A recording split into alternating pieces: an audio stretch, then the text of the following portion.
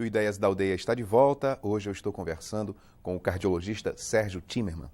Dr. Timmermann, existe uma faixa de idade, uma faixa etária com maior risco para sofrer doenças do coração? Sim, existe. Existe uma faixa acima dos 45. A pessoa típica que pode sofrer um infarto do miocárdio ou um ataque cardíaco. Uma pessoa acima de 45 anos, homem, estressado, né? Daí você vai falar, mas a mulher não tem essa possibilidade? Ela tem todas as condições, mas a mulher é mais protegida do ponto de vista hormonal. Existe isso hoje um trabalho... É mais protegida do ponto de vista hormonal? A mulher que está em fase ainda pré-menopausa, não tem menopausa, ela, é o que eu falo, ela tem uma proteção divina. Eu acabei de chegar num congresso internacional da American Heart semana passada, que mostrou que o estrógeno é extremamente importante para a proteção do coração. Tanto é que tinha um médico falando, vamos começar a dar estrógeno para os homens, né? Eu falei, vai ficar complicado. Mas não, e é interessante. A mulher que não fuma, isso é importante, que não toma pílula, porque você sabe que pílula e fumo é uma dupla infernal para dar problema no coração.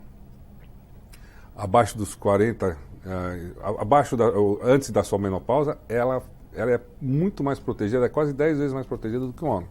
Agora, quando ela entra na fase de menopausa, aí ela equilibra do ponto de vista de problemas do coração. Às vezes ela até ultrapassa os problemas do coração no homem.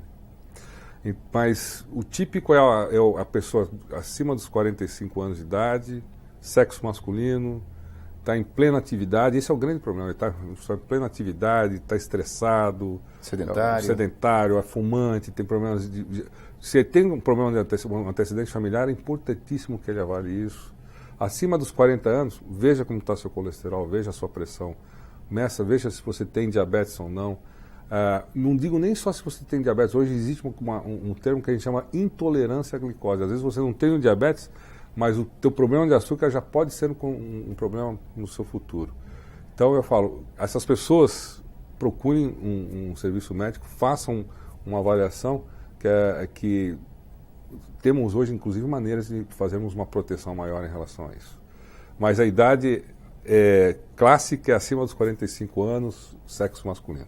Agora, muito se fala que hábitos alimentares podem influenciar muito no bom funcionamento do coração. O que seria uma dieta amiga do coração? Realmente, hábitos alimentares, isso tem sido uma voga muito grande. Muitas coisas têm se mostrado muito boas e outras muito ruins.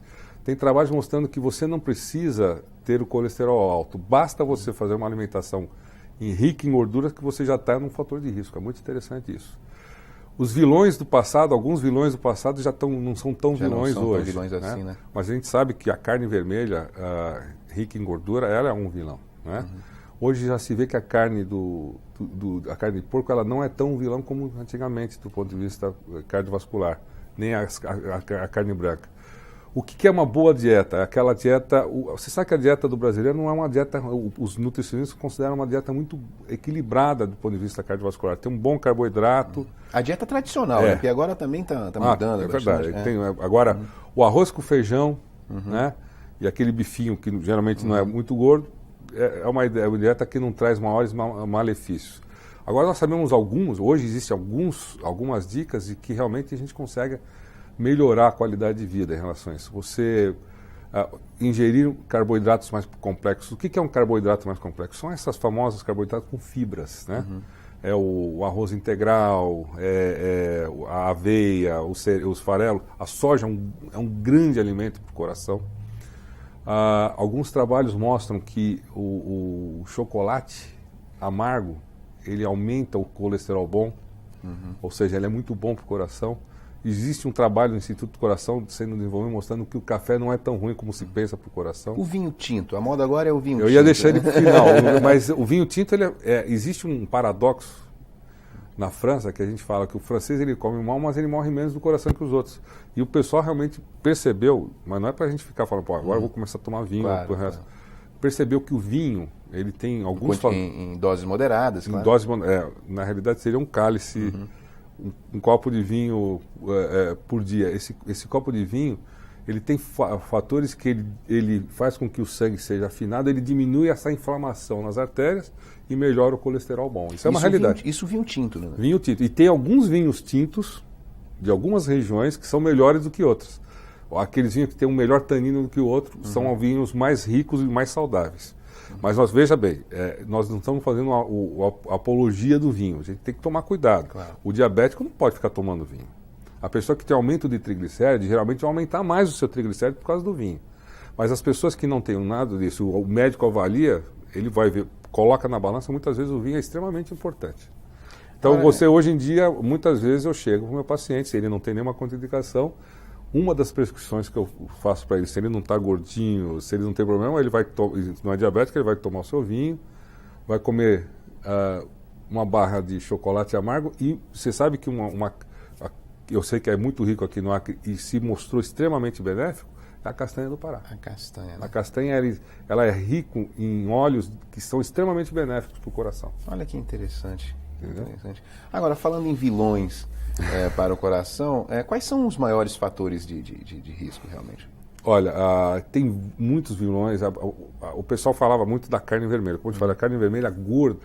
Eu aprendi isso no Brasil, que a carne brasileira era menos gordurosa do ponto de vista intrínseco do que as carnes estrangeiras. Então, uma carne, os grandes vilões é aquelas que tem o que a gente chama a gordura trans mesmo. Né? Então, a manteiga é um grande vilão. Queijos amarelos, por exemplo, é um grande vilão para o coração. Tá? A carne gorda, você tem que tomar cuidado. Você sabe que alguns trabalhos mostraram, inclusive, o churrasco do dia a dia, ele não é só um grande vilão para o coração, como ele também pode ser cancerígeno, por causa do carvão e de outros fatores. Mas eu falo que, além da comida, o grande vilão é o sedentarismo e a qualidade de vida que a gente perde cada dia mais nas grandes cidades. Né? E o grande vilão do coração continua sendo o cigarro. E o pessoal não entende isso. Mas em relação à comida, eu diria para vocês as gorduras mais saturadas, tipo a manteiga, o queijo amarelo, a gente chama o queijo gordo. O queijo muitas vezes é pior do que a própria carne. E pouca gente sabe disso. A manteiga ela é rica em querer fechar uma artéria, que eu falo, né? Então hoje você tem possibilidade de fazer modificações, né? E claro. Tem o leite, uma coisa muito interessante, que é um hábito do brasileiro, que a gente sempre discute. Procura fazer uma avaliação disso. Você pega o leite desnatado e o leite gorduroso, o pessoal fala, o leite ele é muito bom para a saúde. Não, ele é muito bom como gordura ruim para o coração. E a única diferença entre o leite A e o leite desnatado é que ele tem mais gordura que o outro, porque ele não perde, o leite desnatado ele não perde em nada de proteína. Nossa. Ele só ganha em gordura. Pouca gente então a gente tem que tomar cuidado com isso. Então, existem vários. O maior vilão é nós não sabermos como avaliar nossa qualidade de vida. Mas eu vejo que, principalmente aqui no norte, nós temos frutas, nós temos verduras, temos coisas riquíssimas que você pode realmente modificar em relação a isso. Você me pega eu tenho ficado maravilhado com o pato no tucupi, né? Você já fez um estudo aí? Não fiz nenhum estudo em relação ao pato no tucupi. Mas seria interessante, mas o tucupi é uma maravilha, mas vamos supor, o pato, você pode comer o pato, mas você tem que tirar a pele, porque a pele é rica numa gordura muito grande. Você quer comer o frango? Come o frango, mas tira a pele dele. Você vai falar, mas eu não gosto de comer a carne escura, eu gosto de comer a carne... Não, eu não gosto de comer a carne branca, eu gosto de comer a carne escura. Tudo bem, se você comer a carne escura sem a pele, ela não vai ser tão vilã quanto o pessoal fala. Esses temperos de salada, doutor, o azeite, o vinagre... O azeite, o azeite de oliva, ele é riquíssimo. Esse extra virgem. É excelente. Eles são isentos de colesterol e eles têm uma gordura excelente para o coração. Então a gente também indica o azeite como um excelente... Ele ajuda muito o HDL, que é o colesterol bom do organismo. Agora, falando em sedentarismo, você tocou em sedentarismo, hoje as pessoas se mexem muito pouco, né? Se sobe muito menos escadas, se caminha muito pouco, se usa muito automóvel, hoje tudo é muito eletrônico, controle remoto, enfim. tudo isso prejudica muito a atividade regular das pessoas. Quais são as consequências dessa vida sedentária, né, a que se submete o homem moderno? Isso é muito interessante. Como eu falei, nós tivemos, no último dia 15 de novembro, nós terminou um congresso da Associação Americana, e que estou trazendo isso aqui em primeira mão, o ano que vem vai ser o ano do combate à obesidade infantil. E um dos pontos que eles estão fazendo é exatamente nisso, que a tecnologia, né, a era dos jogos eletrônicos, dos games, né, controle remoto, isso fez com que, já a partir da criança, fizesse com que ela ficasse mais em casa, mais à frente da televisão, e brincasse menos, andasse menos, e isso fez com que ela se tornasse muito obesa. Além do tipo da qualidade. Hoje as pessoas fazem muito menos esforço. Muito menos, né? A tecnologia, ela aumentou o risco cardiovascular. Do ponto de vista da tecnologia do seu ambiente, né? Então, você sabe uma das coisas que vai se fazer no ano que vem? Vai se estimular, isso nos Estados Unidos, é uma coisa que nós podemos fazer, eles vão estimular um trabalho chamado pula corda. Eles vão estimular com que as crianças saiam, comecem a brincar. Você sabe que um dos grandes indústrias de brinquedos está falindo nos Estados Unidos, que é você lembra aquele Playmobil? Aquilo está falindo porque as crianças não querem mais brincar com aquele tipo de brinquedo. Eu acho isso um crime, né? Então nós temos que estimular nossas crianças e nós mesmos. A gente tem um grande problema no nosso... Aliás, existem dois mundos hoje, né, doutor? Porque é o mundo real e o mundo virtual, né? É verdade. Então nós temos que estimular a volta à natureza, a volta a andar, conversar. Você sabe que com isso as crianças e nós mesmos, com essa tecnologia, nós conversamos menos. É verdade. Temos uma tendência maior à depressão. Isso é importante. Isso é muito importante porque eu tenho visto que estudos recentes, não só esses fatores mais objetivos, como hipertensão, colesterol, o fumo que o senhor estava colocando aqui, são fatores de risco, mas eu vejo que o estado depressivo pode afetar o bom funcionamento do coração. Quer dizer, rir é um bom remédio? Muito, muito. Tem um trabalho mostrando que a felicidade... você estava colocando aqui coisas muito importantes. Existem os fatores de riscos clássicos, mas existem novos... Não é que existem novos fatores. Existem outros que são extremamente importantes. A depressão, por si, ela tem aumentado o fator de risco cardiovascular. Você está coberto de razão, isso é uma realidade. Então, conversar... E uma outra coisa, você sabe que existe isso saiu até muito frequentemente, existe uma doença chamada coração partido. Verdade, que acontece mais em mulheres. Eles viram primeiro esse coração partido em mulheres japonesas que eram muito depressivas. Elas morriam do coração por uma doença chamada broken heart, coração partido, porque ela tinha... são pessoas que tiveram desilusão amorosa, um quadro depressivo, e elas tinham uma tendência maior de morrer do coração do que as outras pessoas. Então, problemas emocionais, depressão, problemas com... A pessoa que tem uma boa estrutura familiar, a pessoa que tem um bom relacionamento com os filhos e com o marido ou com a esposa, esses têm menos possibilidade de terem problemas no coração. E o inverso também é verdadeiro. Agora a gente está falando a necessidade de se movimentar, de exercício. Existem exercícios específicos, adequados para quem já é cardíaco? Existem. Nós fazemos, inclusive no Instituto do Coração, nós temos um centro de reabilitação da pessoa cardiopata. E basicamente, a não ser que exista um grande problema, uma grande perda no músculo do coração, a grande maioria dos pacientes cardiopatas, eles voltam a ter uma atividade normal. O segredo da pessoa que tem problema no coração é você oferecer para ele novamente a qualidade de vida. Ele tem que ter qualidade de vida. Sim. E geralmente são essas pessoas que tiveram um infarto, então eles começam a caminhar, começam a ter um relacionamento melhor. A gente tem que saber administrar nossos horários, nós temos que ter horário, né? A gente tem que ter horário para dormir, nós temos que ter horário para descansarmos, para comer num horário correto, uma coisa que a gente não faz no dia a dia. Eu particularmente, eu falo muito, mas não faço absolutamente nada disso. Então, esse tipo de situação é importantíssimo para o coração. Você tem que ter horário de dormir. Claro. Hoje, você sabe que existe um fator de risco muito grande, que é chamado apneia do sono. As pessoas que têm um aumento de peso acabam não dormindo bem, e o não dormir bem é muito ruim do ponto de vista fisiológico do coração. Sim. Entende? Então, isso é importante. Eu diria para vocês que... E você falou, qual é o melhor exercício? O melhor exercício é aquele que melhor se adapta a você. A você, claro. Existe alguns exercícios... Tem que dar prazer também. Né? Existe e uma coisa interessante, veja bem, eu não estou fazendo apologia para o sedentarismo.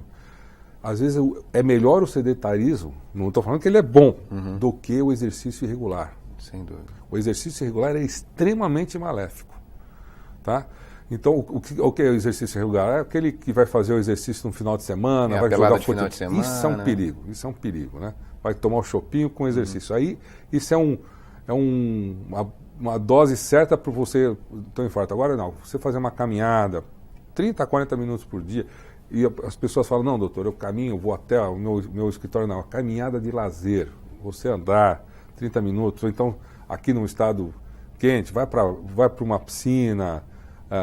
nada, ou faz um esporte que você lhe convém, é fundamental que seja constante, diário, que você faça 30, 40 minutos, no mínimo 3 a 4 vezes por semana.